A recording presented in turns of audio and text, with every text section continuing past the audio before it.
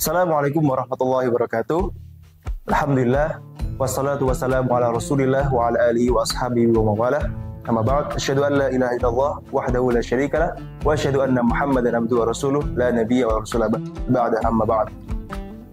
Bertemu kembali bersama saya di Kultum Cinta Ramadan bersama Ashifa Pharma Group Indonesia.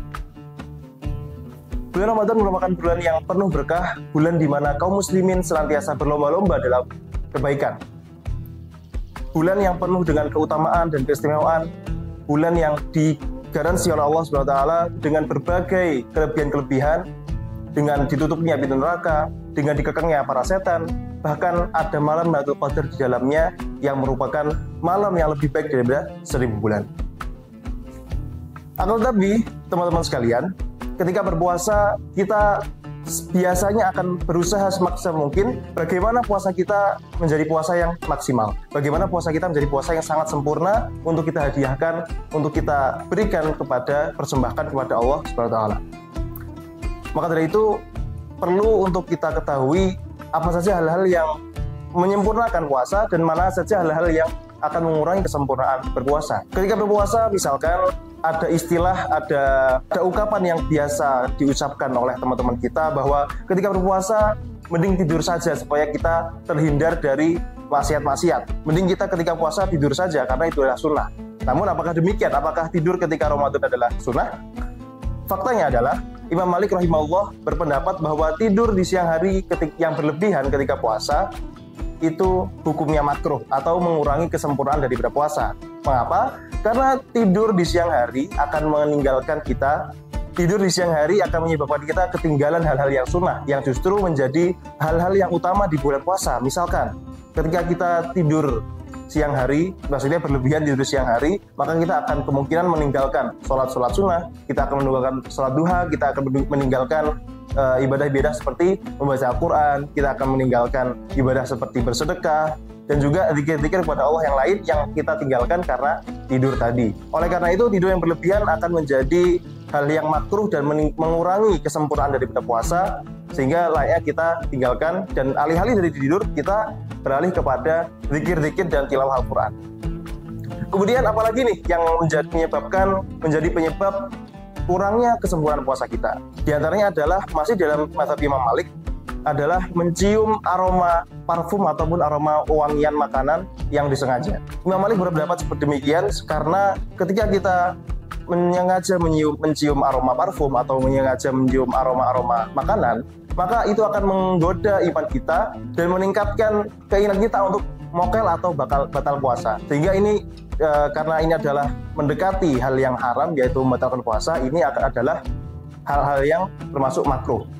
Selanjutnya apalagi nih yang menjadi makruh, yaitu berkumur-kumur atau membersihkan hidung ketika wudhu tapi secara berlebihan. Karena ini dikhawatirkan akan masuk ke air, itu akan masuk ke tenggorokan dan membasahi kerongkongan sehingga hilanglah dahaga. Ini adalah hal yang menghilangkan esensi dari puasa itu sendiri, yaitu menahan diri dari dahaga. Lalu apalagi sahabat Ashifa Pharma Group?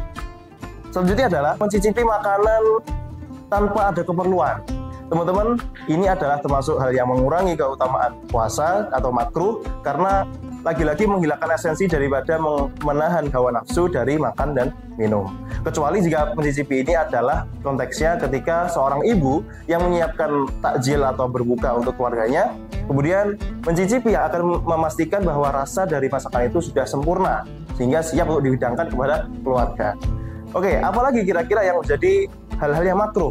Ternyata dalam hubungan sama istri, biasanya di siang-siang hari juga suami dan istri ingin sekali untuk bermesraan. Akan tetapi dalam hal puasa ini dimakruhkan, tidak dianjurkan karena dikhawatirkan akan terjerumus pada hal yang lebih lanjut, yaitu membatalkan puasa. Kemudian tak kalah penting juga adalah menjaga lisan, teman-teman. Lisan yang sembrono, yang tidak dikontrol akan menyebabkan kita jatuh rawan pada hal-hal yang makruh dalam puasa. Kita ambil contoh misalkan ketika seseorang ghibah atau mengejek, menyinyir, dan menyindir, maka itu akan mengurangi pahala puasa. Memang di luar Ramadan, ghibah dan lain-lain ini memang jelas jatuhnya haram. Tetapi ketika itu dilakukan di bulan Ramadan, maka yang terjadi adalah puasa kita menjadi kurang sempurna. Baik, itulah teman-teman beberapa hal yang perlu kita waspadai untuk terjadi, karena bagaimanapun kita pasti akan mempersiapkan puasa ini sesempurna mungkin. Jangan sampai kita terjerumus kepada hal-hal yang sifatnya makruh tadi seperti itu. Semoga puasa kita semakin sempurna dan diterima oleh Allah Subhanahu wa taala. Simak terus Kultum Cita Ramadan bersama Ashifa Pharma Group Indonesia. Wallahu a'lam bishawab. Assalamualaikum warahmatullahi wabarakatuh. Bismillahirrahmanirrahim. Allahumma laka sumtu wa bika amantu wa ala rizqika aftartu bi rahmatika ya arhamar rahimin. Ya Allah, untukmu aku berpuasa dan kepadamu untuk beriman, dan dengan rizkimu aku berbuka dengan rahmatmu wahai yang maha pengasih dan penyayang. Amin.